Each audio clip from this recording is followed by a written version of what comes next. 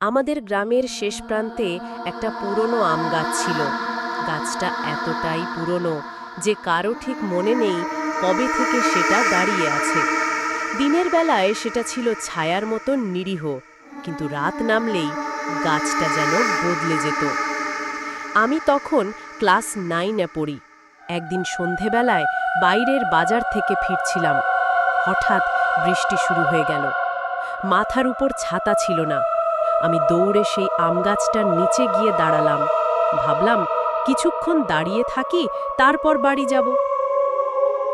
ঠিক তখনই শুরু হলো অদ্ভুত কাণ্ড। চারপাশে কেউ নেই, কিন্তু আমার মনে হচ্ছিল কেউ একজন গাছের ওপর থেকে তাকিয়ে আছে। একটা ঠান্ডা হাওয়া গায়ে লাগলো, অসাধারণ ঠান্ডা, যেন শরীর জমে আসছে। আমি চারদিকে তাকালাম, কেউ নেই। তারপর হঠাৎ করেই একটা আওয়াজ, ফিরে যা, এখনো সময় আছে। আমি ভয় পেয়ে গেলাম।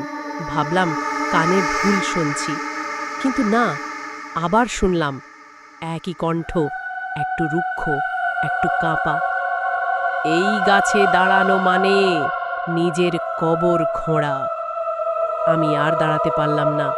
প্রাণপণে দৌড় দিলাম বাড়ির দিকে। সেই রাতে জ্বরে পড়লাম। কয়েকদিন ঘুমের মধ্যেও একই স্বপ্ন। একটা মুখহীন ছায়া আম গাছের ডালে বসে তাকিয়ে আছে আমার দিকেই। পরে শুনলাম অনেক বছর আগে সেই গাছের নিচে একজন মানুষের মৃতদেহ ঝুলেছিল। আত্মহত্যা নাকি খুন, কেউ জানে না। আর তারপর থেকে কেউ ওই গাছের নিচে রাতে দাঁড়ায় না। আমি আমি তো এখন শহরে থাকি, তবে গ্রামে গেলে সন্ধ্যের পর ওই দিক মাড়াই না। কেন জানো? গাছটা এখনো দাঁড়িয়ে আছে, আর আমি জানি সে এখনো কাউকে না কাউকে ডাকছে, চুপচাপ ছায়ার আড়ালে বসে।